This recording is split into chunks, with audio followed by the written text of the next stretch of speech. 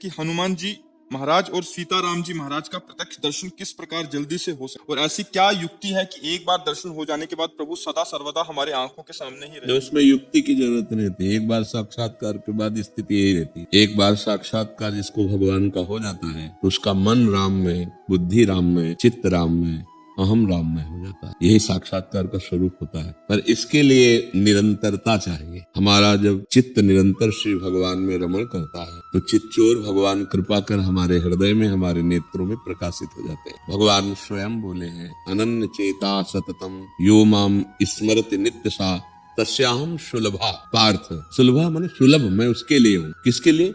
बोले जो अनन्य चेता सततम योमाम स्मरति नित्य सा, जो मेरा नित्य स्मरण सतत करता है, एक क्षण के लिए भी नाम। अगर नाम नहीं चल रहा तो और किसी साधनों में इतना बल नहीं भगवत साक्षात्कार करा दे। वो स्वामी तुलसीदास जी कहते हैं, राम राम राम जी जो लो तू न जपी है, तौलो तू कहूं जाए, तिहूं ताप तपी है, सुरसर तीर बिन नीर दुख पाई है, सुर तरु तरे तो ही दारिद सताई है, जागत बागत सपनों न सुख सोई है, जुग जुग जन्म जन्म जग रोई है, छूटी वे के जतन विशेष बांधे जाएगो, वे है विष भोजन जो सुधा सानी खाएगो,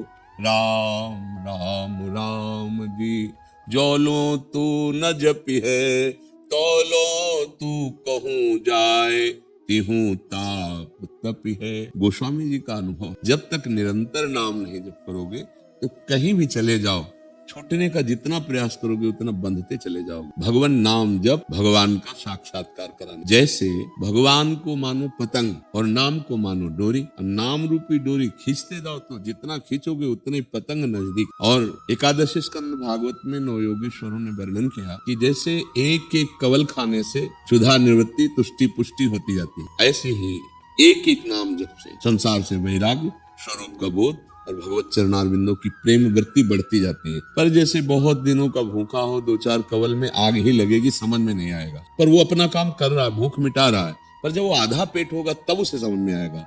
ऐसे हम जैसे थोड़ा नाम जप कर ले तो और आग बढ़ती है। यद्यपि वो काम कर रहा है पर समझ में तब आएगा जब 24 घंटे में कम से कम 12 घंटे भजन होने लगे, तब आपको स्वाद समझ में आएगा। और कहीं निरंतर भजन होने लगा तो भगवत साक्षात्कार। भजन ही साधन है जिससे भगवान की प्राप्ति। गोस्वामी जी कह रहे हैं, मैं भगवान शंकर को साक्षी करके कहता हूँ, मेरी जीभ गल जाए जो थोड़ा भी मिथ्या बोलूं। मेरे माई बाप, मुझे जो कुछ प्राप्त हुआ रा और माँ इन्हीं से प्राप्त हुआ। गोस्वामी जी कह रहे हैं, बस हमको महापुरुषों की बात समझनी है।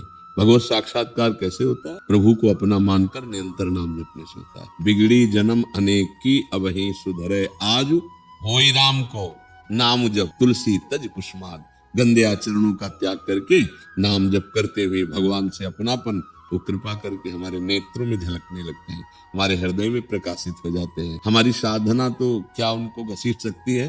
वो दया करके, अहेतुकी कृपा करके जब देखते हैं, जैसे यशोदा मैया ने देखा कि लाला ने माठ फोड़ दिया, अब इसको बांधना पड़ेगा, नहीं तो दंडता कर रहा, तो दौड़ी पकड़ने के लिए। तो लाला भाग रहा है आगे, श्याम सुंदर माता की पकड़ में नहीं आ रहा। माता दौड़ते दौड़ते थक गई, पसीना आ गया। जब प्रभु ने देखा कि थक गई माँ तो स्वयं पकड़ में आ गई। बात समझ में आया? जब उपासक थक जाता है, अब मेरे बनाए ना बनेगी कोटि कल्प लो, आपके बनाए बनेगी पल पाव में, उसी क्षण भगवत साक्षात्कार हो। जब हमारे अंदर ये बात आ जाती कि मेरी सामर्थ्य नहीं रही कि मैं आपको प्राप्त कर पाऊं, नाथ आप करुणा करें, जहां आर्त भाव से पुकारा तो उसी समय भगवत साक्षात्कार। क्योंकि भगवान तुम्हारे हृदय में ही बैठे हुए, पर्दा हटाया और भगवत साक्षात्कार। तो नाम जप करो, प्रभु से अपनापन करो। जहाँ राम जी वहाँ हनुमान जी, और जहाँ हनुमान जी वहाँ राम जी। ये कभी एक पलक झपकने के लिए भी अलग नहीं हो सकते। तो चाहे हनुमान जी के चरण पकड़ लो तो राम जी मिल जाएंगे, राम जी के चरण पकड़ लो तो वहीं हनुमान जी बैठे मिलेंगे। दोनों अलग नहीं है,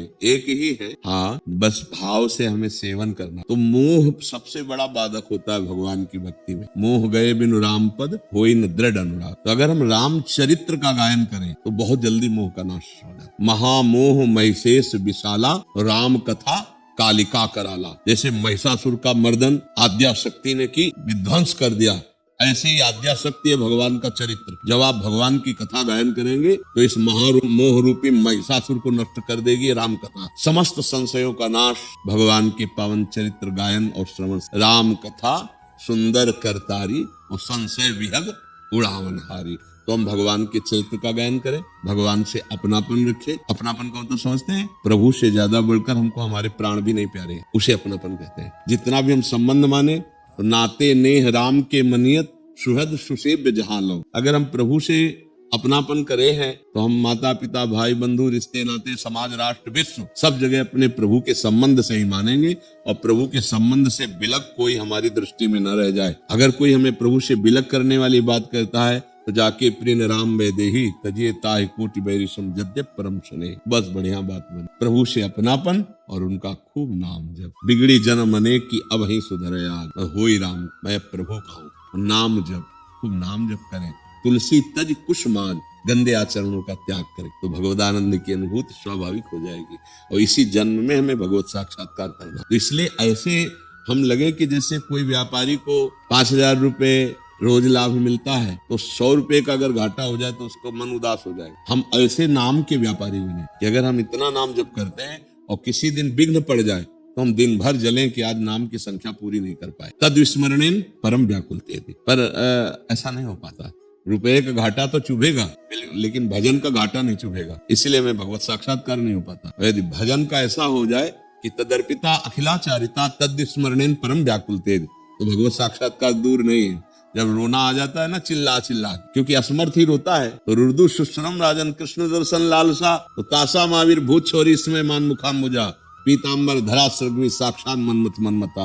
उन्हीं के बीच में पीताम्बर धारण किए हुए करोड़ों कामों के सौंदर्य का मर्दन करने वाले अपनी मुस्कान मात्र से श्याम सुंदर प्रकट हो गए। वही श्याम सुंदर राम जी हैं, वही श्याम सुंदर श्याम जी हैं। केवल बंसी और धनुष का भेद है नहीं, बिल्कुल रूप वही है और स्वरूप वही है, अंतर नहीं।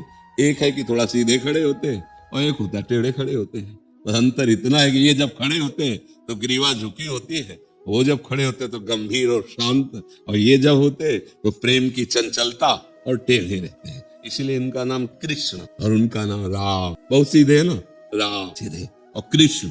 इनके जब तक राम जी की लीलाओं का रसास्वादन करके हृदय पवित्र नहीं किया जाता तब तक श्याम जी की प्रेम लीला में प्रवेश का अधिकार प्राप्त नहीं होता। इसलिए खूब चरित्र गाओ, नाम जप करो और मस्ती में रहो, भरोसो दृढ़ इच्छा। बस आपके चरणों के सिवा हमारे हृदय में कोई साधन नहीं। प्रभु आप हमारे साधन हो, आप ही हमारे साथ दो, भगवत प्राप्ति पक्का हो जाएगी। और गर्व कर लें अपने साधना का तो देर हो जाए। जब तक वो गर्व नष्ट नहीं होगा तो यही दरबार दीन को आदर रीति सदा चले आए। प्रभु दैन्य को गले लगाते हैं और गर्व से द्वेष करते हैं। सुनो राम कर सहज स्वभाव जन अभिमान न रखे काओ। अगर भक्त के अंदर भक्ति का भी अभिमान आ जाए कि मैं जितेंद्रिय हूं, मैं काम विजय हूं, मैं क्रोध विजय, तो फिर थोड़ा समय लगेगा, अभी ऑपरेशन होगा, ऑपरेशन के बाद फिर बात बनेगी। तो आपके ऊपर बहुत कृपा है, आप भगवान को पाना चाहते हैं, यही हमारे कान सुनना चाहिए कि हमारी समाज अब जो भोगों की तरफ बढ़ रही, थोड़ा तो किसी के मुख से सुने कि मैं भगवान का दर्शन पाना चाहता हूँ, मैं भगवान की प्राप्ति करना चाहता हूँ। नहीं प्राय संत महात्माओं के पास जाकर अपना दुखड़ा रोना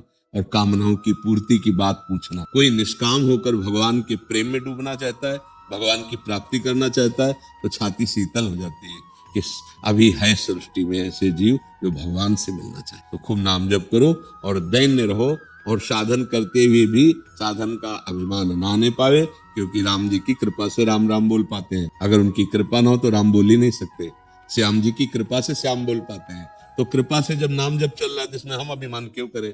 क्योंकि हमें जपना अगर आता तो हम पहले जप कर भगवत प्राप्ति कर लेते। अब कृपा हुई है तो हम हर बात पर कृपा को देखें। नाम जप चल रहा है, कृपा है, संयम है, कृपा है, जितेंद्रिय है, कृपा है, भगवान की प्रीति बढ़ रही, बड़ी कृपा है। तो कभी अभिमान नहीं इस पूरी